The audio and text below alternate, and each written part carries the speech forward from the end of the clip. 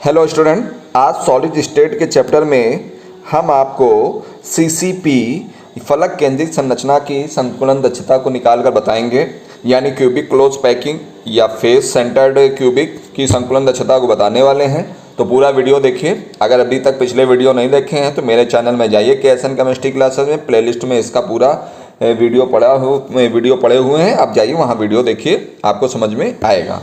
अच्छा लगे तो सब्सक्राइब कर दीजिएगा, लाइक कर दीजिएगा। धन्यवाद। आगे देखिए डायग्राम आपके सामने का है। डायग्राम में आपको दिख रहा होगा कि ये मैंने एक घन के आकार की संरचना बना ली है। आपको ही पता है, थोड़ा जानकारी के लिए मैं बता दूं कि जो सीसीपी या एफसीसी में जो अवयवी कण होते हैं वो 8 कोने पर तो होते ही होते हैं। साथ में आप ध्यान देंगे थोड़ा सा, तो इस डायग्राम को आप देखें तो ज़्यादा बेटर आपको समझ में आएगा। साथ में देखिए 8 कोने पे तो होते ही होते हैं। 8 कोनों पे मतलब देखिए आप ऐसे समझ लें कि 4 तो दीवारें हो गई, ठीक। एक कमरे की अगर हम बात कर ले तो 4 दीवारें हो गई। उन 4 दीवारों के साथ साथ एक नीचे जो जमीन हो गई, ऊपर एक छत हो गई, 6 हो गई। अब सभी के कोने पे क्या है, अवयवी कण है, ठीक है। यहाँ पर आपको दिख रहा होगा ये अवयवी कण, ये जो मैं रेड से, सॉरी इसका नहीं, ये ठीक है।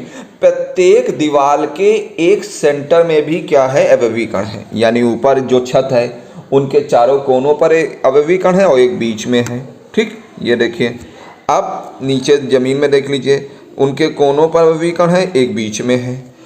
चारों ओर की दीवारों में किनारे किनारे अवयवी कण है और एक क्या है, बीच में है। ये देखिए। तो इस तरह आप देखेंगे कि अवयवी कण कहाँ कहाँ है, 8 कोनों पर है और क्या है, प्रत्येक दीवार में बीच बीच में है, ऊपर नीचे भी बीच में है।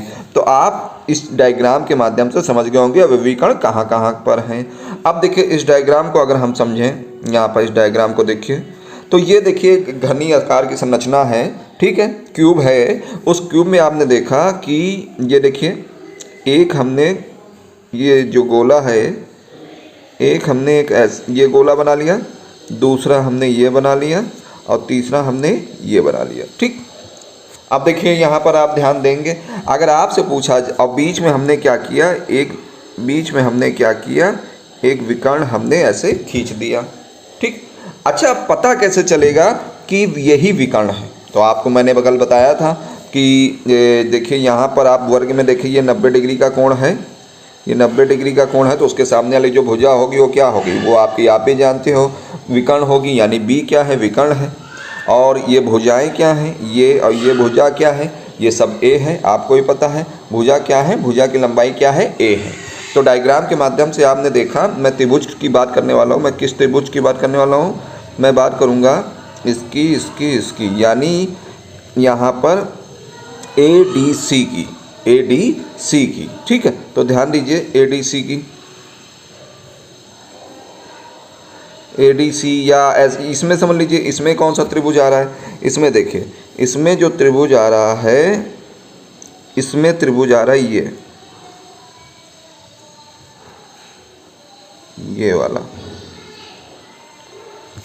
यानी BFC। तो BFC में आप ध्यान देंगे, पहली चीज़ तो आपको ये ध्यान देना है, CCP में अवयवी कणों की संख्या कितनी होती है, Z। यानी आपको मैं Z के बारे में बता दूं तो मैंने अभी बताया आपको, 8 तो कोने पर होंगे, तो 1/1 का निकालने के 1/8 से आप क्या करोगे, इसको भाग करोगे। और 6 क्या है, बीच में है, दीवार के चारों दीवारों के बीच में और ऊपर नीचे बीच में, तो 6 हो गए। तो 1/2 से भाग कर दोगे तो कितना आएगा, 8 से 8 कटेगा तो 1 आएगा, और 2 3 6, ये देखिए 3 और 1 4 हो गया कि नहीं हो गया। कोर की लंबाई कितनी है, कोर की लंबाई आपको कितनी है मैंने बताई है, सभी कोरों की लंबाई, मैंने भुजा की लंबाई तो बताई दी है, मैंने कितनी बताई है, A है। और गोले की त्रिज्या आपको पता है, गोले की त्रिज्या क्या है, R है। अब देखिए यहाँ पर थोड़ा सा ध्यान दीजिएगा, यहाँ पर आप ध्यान देंगे तो ये देखिए B है, जो B की मैं बात कर रहा हूँ, इस B की, इसमें B देखिए, इस गोले की त्रिज्या आप देखेंगे, इस गोले की त्रिज्या देखेंगे तो ये R है। इस गोले की त्रिज्या आप देखेंगे तो ये भी R है, परंतु ये तो पूरा व्यास है ना, ये तो पूरा व्यास है ना, तो व्यास क्या मतलब 2R। तो यानी b बराबर क्या हो गया 4r के। b बराबर किसके हो गया 4r के, 4r के हो गया। ठीक है, तो इस चीज़ को ध्यान रखिएगा, अभी आगे काम आएगा हम लोगों के। तो चलिए देखिए, चित्रानुसार मैं किसकी बात कर रहा हूँ, CBF की, इसकी CB और F की। तो आप ध्यान दीजिए CBF में क्या है, CBF के अनुसार जो विकर्ण है वो क्या है, आपको ही पता है कर्ण स्क्वायर बराबर क्या होता है आपका आधार स्क्वायर प्लस लंब स्क्वायर। तो ध्यान दीजिएगा, पाइथागोरस प्रमेय है, हाई स्कूल में पढ़ के आए हैं। अब देखिए यहाँ पर विकर्ण क्या थी, b का स्क्वायर, भुजा आपको पता ही है, मैंने कोर की लंबाई बताई रखी, भुजाएं सभी a हैं, तो a भुजा ये हो गई, ये देखिए एक भुजा ये हो गई, ये तो क्या हो गई, ये भुजा हो गई। मैं दूसरा कलर ले लूँ तो ज़्यादा बेटर रहेगा। ये भुजा हो गई और ये भुजा हो गई, ये क्या है a है, ये भुजा क्या है a है, विकर्ण क्या है b है। तो ध्यान दीजिए अब डायग्राम के यहाँ पर क्या है देखेंगे, b का स्क्वायर, ये आधार का स्क्वायर a का स्क्वायर, और ये क्या है लंब का स्क्वायर a का square, a square 2a square, ये b स्क्वायर। अब b का स्क्वायर हटाया तो वर्गमूल लगा दिया, तो आपको पता है यहाँ पर मैं थोड़ा सा बता देता हूँ। अब कैसे, यहाँ पर देखिए इसमें 2 में वर्गमूल आ जाएगा, a का वर्ग हट जाएगा तो a को बाहर ले आओ, वरना अगर अंदर लिख देंगे आप तो ऐसा लगेगा कि वर्ग में ही अंदर रह गया। अब ध्यान दीजिएगा, मैंने अभी कहा था ऊपर क्या कहा था, b बराबर 4r के होता है, क्योंकि ऊपर वाले गोले की त्रिज्या क्या थी, ऊपर वाले गोले की त्रिज्या क्या थी, ऊपर वाले गोले की त्रिज्या आप देख रहे थे r थी, ये पूरा व्यास था तो 2r, और ये भी त्रिज्या क्या है r, तो ये कितना हो गया b बराबर 4r हो गया। तो ध्यान दीजिए आप लोग यहाँ पर, ये 4r हो गया। अगली स्लाइड देख लीजिए यहाँ पर, तो यहाँ ध्यान दीजिए, तो मैं आपने देखा यहाँ पर क्या आ गया 4r बराबर a√2। ये 4r कहाँ से आया, आपके लिए मैंने बताया था कि b बराबर क्या होता है, किसके बराबर होता है 4r के होता है। तो यहाँ पर क्या किया, जब b की जगह मैंने क्या किया, इस 4r को रख दिया, तो 4r बराबर a√2 हो गया। अब आप क्या देखोगे, √2 को हमने नीचे ले लिया तो 4r अपान क्या हो गया 2, और ये a इधर कर दिया। आप क्या कर सकते हो, a बराबर 4r अपान क्या हो गया √2, और ये r बराबर अगर रखना चाहें खाली तो √2 को क्या करें a के पास ले आए तो a√2 अपान क्या हो गया 4 हो गया। अब संकुलन दक्षता का आप लगा लीजिए फार्मूला।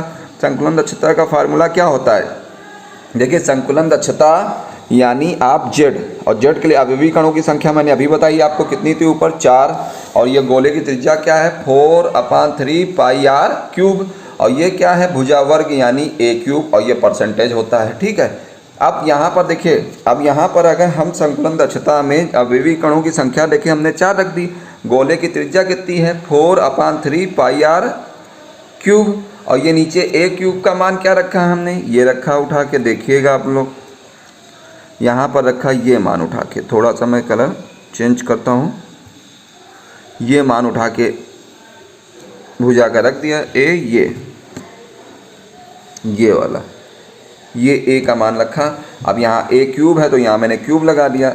अब आप ध्यान देंगे, क्या ध्यान देंगे, यहाँ पर क्या हो गया, ऊपर देखें, ऊपर का मैंने मल्टीप्लाई कर लिया तो 4, और इस 4 का मल्टीप्लाई किया कितना हो गया 4 चौको 16, 16/3 πr³। नीचे क्या है 4r अपान √2 को 3 बार मैंने लिख लिया, ऊपर का गुणा करेंगे 4 चौको 16, चौको 64, और ये r³ हो जाएगा। नीचे क्या होगा 2 का जब हम अगर मल्टीप्लाई करते हैं तो वहाँ 2 बचता है √2। तो ध्यान दीजिए, अब यहाँ पर यहीं पर ध्यान देना है आपको। अब देखिए यहाँ पे क्या होगा 16/3, 16/3 πr³, और बटे में क्या हो गया 64r³, 2 √2।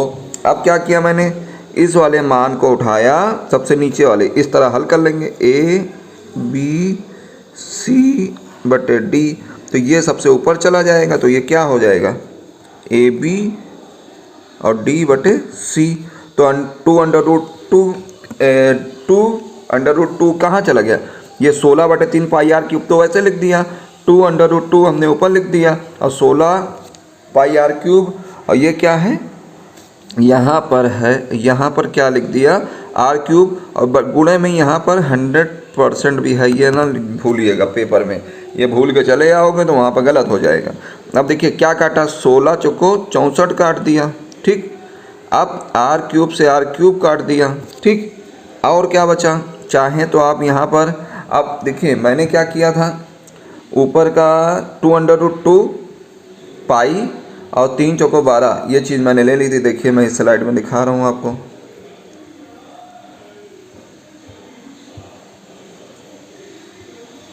अब देखिए यहाँ पर डायग्राम में आप देखेंगे, देखिए हाँ, तो 2√2 पाई और नीचे 12 था और गुणे परसेंट में 100 था, ठीक है। अब 2 छंग क्या किया, 2 छंग 12 कट गया, अब √2 बचा और पाई बचा, नीचे 6 बचा और गुणे 100। आप जब इसका गुणा करके मैं इसको ये परसेंटेज ये सब पूरा सॉल्व करेंगे तो 73.79 आएगा। पूरा लिखना चाहें तो आप लिख सकते हैं 74%। तो भरा हुआ जो भाग है क्रिस्टल का वो कितना है, 74%। और खाली भाग कितना है, अगर खाली भाग की बात कर लें, खाली भाग है यहाँ पर 26%। कितना है, 26%। तो पेपर में आपसे पूछ सकता है कि सीसीपी में जो खाली भाग है उसकी संकुलन दक्षता कितनी होती है, तो 26% होती है। तो इसके माध्यम से आपने आज सीखा सीसीपी या एफसीसी का संकुलन दक्षता निकालना, ठीक है। अब कल हम आपको दूसरा वीडियो देंगे। अगर अभी तक आपने मेरे पिछले वीडियो नहीं देखे हैं तो उसको भी देख लो जाकर, और अगर अच्छा लगे तो चैनल को सब्सक्राइब कर दीजिएगा। मैं नहीं कहता हूँ, अगर आपको अच्छा लगता है तो कर दीजिए, अदरवाइज़ आपकी मर्जी है, ठीक है। जय हिंद, जय भारत।